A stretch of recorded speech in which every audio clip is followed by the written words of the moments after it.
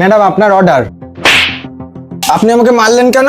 Order দেওয়ার timing আধা ঘন্টা ছিল, আর তুই 2 ঘন্টা পরে অর্ডারটা নিয়ে আসছিস। ম্যাডাম ওই আমি তোকে অর্ডারটা দিয়েছি, তার মানে এই না তুই তোর ইচ্ছা মতন যখন মন চায় তখন নিয়ে আসবি, আমি তখনই অর্ডারটা নিয়ে নেবো। আসলে ম্যাডাম দেখ, আমার এখন এই অর্ডার কোনো প্রয়োজন নেই, তুই যা এখান থেকে।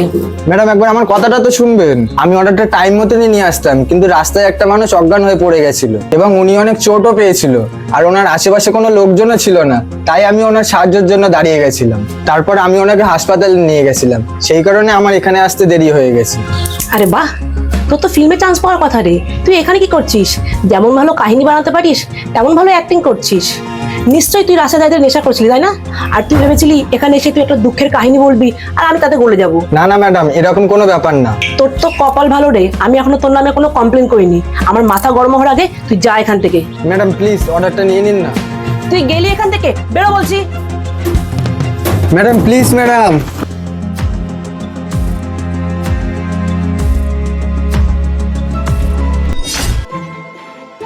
ম্যাডাম আপনার অর্ডারটা। আরে বাহ, আজকে তো একদম সময় মতো অর্ডার নিয়ে চলে এসেছিস।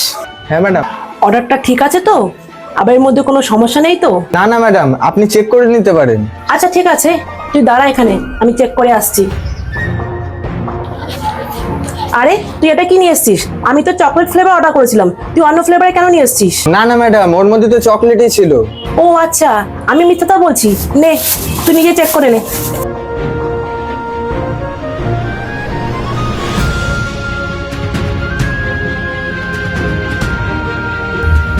কি এটা ম্যাডাম? এগুলো টাকা আমি রেখেছি তোমার জন্য। ম্যাডাম এতগুলো টাকা আমার জন্য? আসলে ওই দিন তুমি যাওয়ার পরে। হ্যালো স্নেহা, কোথায় রে তুই? এখনো ব্যাংকে পৌঁছাসনি? ব্যাংক থেকে আমাকে ফোন করেছিল। হ্যাঁ দিদি, আমি তো ব্যাংকেই যাচ্ছিলাম। রাস্তায় এত গরম, আমি হট করে মাথা ঘুরে পড়ে গেছি আর খুব চোটও লেগেছে। আরে তুই এখন ঠিক আছিস তো? হ্যাঁ দিদি, এখন ঠিকই আছি, কিন্তু আজকে যদি ওই ডেলিভারি বয়টা ঠিক সময় আমাকে হসপিটালে না নিয়ে যেত তাহলে যে কি হতো। Delivery boy? বেচারা হয়তো কোথাও অর্ডার নিয়ে যাচ্ছিল, আর আমার জন্য সেটাও ওর দেরি হয়ে গেল।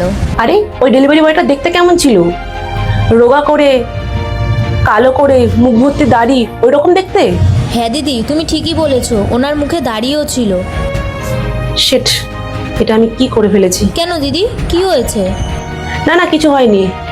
ঠিক আছে, তুই নিজের খেয়াল রাখিস, আমি তোকে পরে ফোন করছি। ঠিক আছে। হ্যাঁ হ্যাঁ, রাখলাম। হ্যাঁ, আর যখন আমি জানতে পারলাম যে আমি ভুল ছিলাম, তখন আমি ওই রেস্টুরেন্ট থেকেই আবার খাবারটা অর্ডার করিয়েছি, আর বারবার করে বলেছিলাম খাবারটা যাতে তোমাকে দিয়েই পাঠানো হয়। পারলে আমাকে ক্ষমা করে দিও।